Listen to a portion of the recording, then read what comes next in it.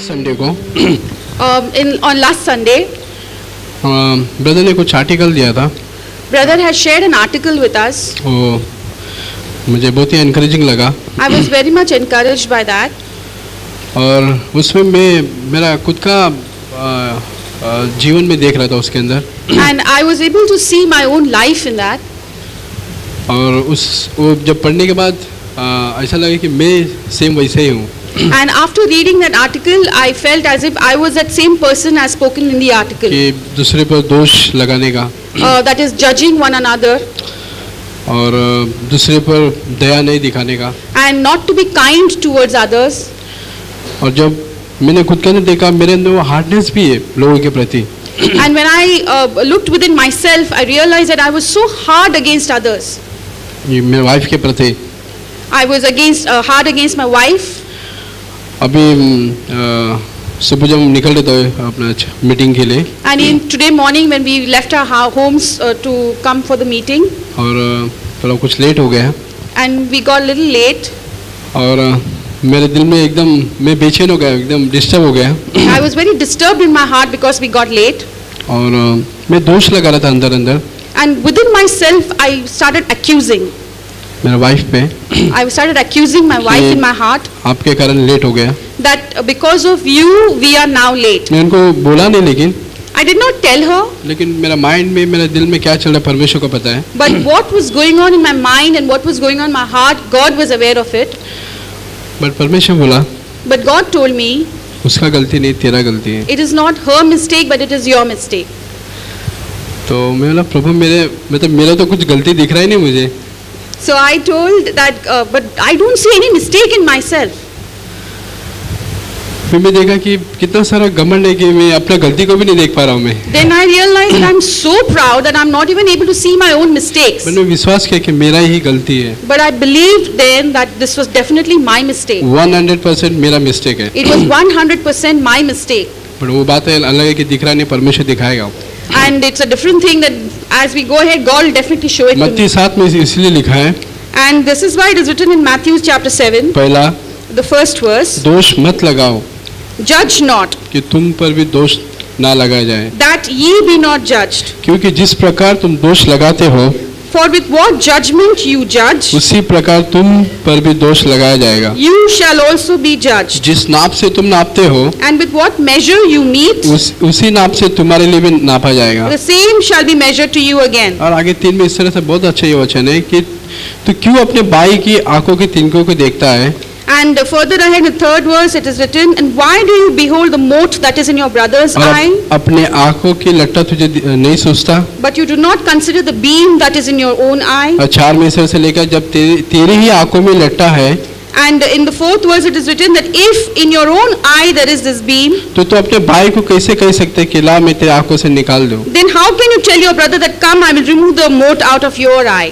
तो परमेश्वर को एकदम क्लियरली कहता है, And very clearly the word of God says दूसरे here पर दोष मत लगाओ। that you should not accuse or judge किसी others. को फॉर एग्जांपल कोई मीटिंग में लेट आता है, For example, if someone comes late in the हम जाके meeting, उसको पर्सनली बोलते नहीं, ब्रदर क्यों लेट आ रहे, आपको कितने बार बोलता है कि लेट मत आओ। and very positively we might go and tell them that brother, why do you come so late? हम How many जाके- times we tell you that you should come on हाँ, time? पर्सनली जाके हम बोलते नहीं कि अरे क्यों लेट आ रहे, तुमको समझते नहीं क्या। We probably do not go and tell them personally, but हमारे दिमाग में हम सोचते हैं, उसको नीचे तरीके से देखते हैं, आदमी इतना सुनता है फिर भी वही काम कर रहा है। but in our hearts we may not tell it out verbally and openly, but in our heart we might think and make that other person look bad, that how many times we ever tell them but this person doesn't change. हम वहाँ पर नाप रहे उस व्यक्ति को, We start measuring that इसलिए person, वचन में लिखा है जिस नाप से तुम नापोगे तुम्हारे लिए भी नापा जाएगा। and that is why this verse says that the measure with which you meet unto others, the same shall be measured unto you. तो और काफी सारा मैं देखा कि हार्डनेस भी मेरे अंदर है। And many things more I saw, and I saw that there was hardness in me. You know Jesus, जब मैं कभी कभी इमेजिन करता हूँ Sometimes when I imagine कि जीसस जब 6 लोगों के साथ रहता था, that when Jesus was along with his disciples, वो 100% लोग उसके अंदर काफी सारे मिस्टेक देखता था, and he was 101% surely seeing lot of mistakes in his पर disciples, कभी भी वो उनको ये नहीं किया, जज नहीं किया। but he never accused them. मैं एक वचन बताना चाहता हूँ, I would like to share a verse with you. John 8 में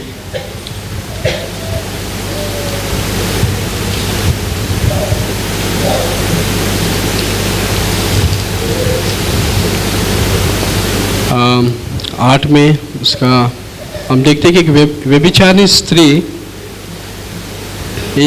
एक 2 3 में इसमें 1 से 11 तक ऐसा लिखा है इसमें पूरा. And John chapter 8, 3 onwards, there was an adulterous woman.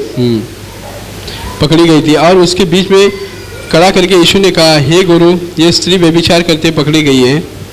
And they made this woman stand in front of Christ and said, Master, this woman was taken in adultery.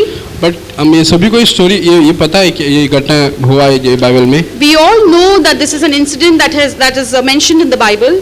लेकिन वहाँ पर हम आखिरी में देखेंगे या 9 में देखेंगे, परंतु वे ये सुनकर बड़े से छोटे से लेकर, मतलब यीशु ने बोला कि जो पहला पत्थर वही मारेगा जिसने कभी भी पाप नहीं किया, वो पाप नहीं किया रहेगा, वही पत्थर पहले मारेगा. And as we read through this portion, we realize that Jesus told all the people gathered that only that person who has never ever sinned should pick up a stone and throw. और 9 में ऐसे लगे कि सभी जन छोटे से लेके बड़े तक सभी जन चले गए. And then further in 9th verse it's written that everybody right from the smallest till the eldest left and went. और यीशु अकेला रह गया. And there was Jesus alone with that lady. स्त्री थी बीच में. And that lady was still there.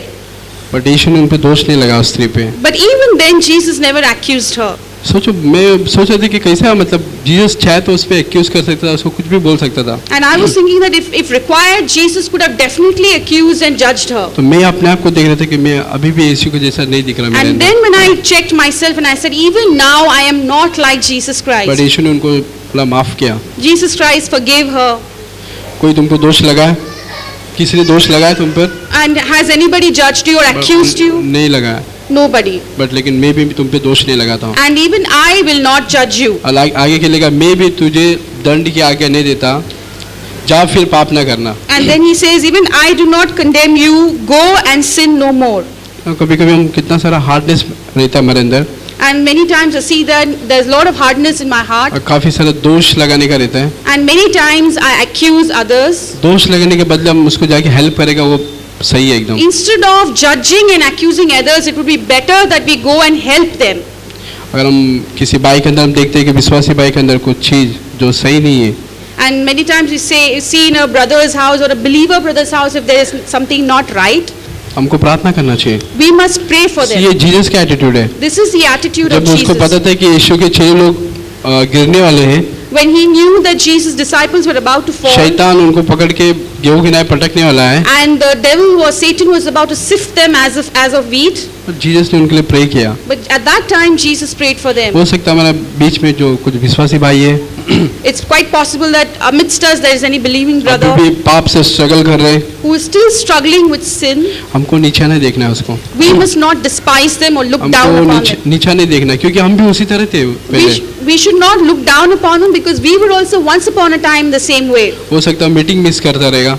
Probably the person is missing meetings. काफी सारी चीज है जो उसके अंदर कमी है. There are many things that are still fallen short in that person. But वो फेस कर रहा है, स्ट्रगल कर रहा है, परमेश्वर में आना चाहता हूँ बट मेरे को नहीं हो रहा है. But that person is still struggling. He is taking up the challenge and he still wants to come in the presence of God, but he's unable to. हमको दोष नहीं लगाना चाहिए. At that time we must not accuse or उसको judge. नीचा नहीं देखना चाहिए. We must not look down upon them or despise them. हमको उसको उस तरह करने पे उस पे दया दिखाना चाहिए जिस तरह परमेश्वर हम पे दया दिखाया. But the way how God showed His kindness to us, we must also show kindness to such believers. परमेश्वर वो मुझे सिखा रहा था कि तू दया कर दूसरे पे. And this is what God is teaching me, that you must learn to be kind to others.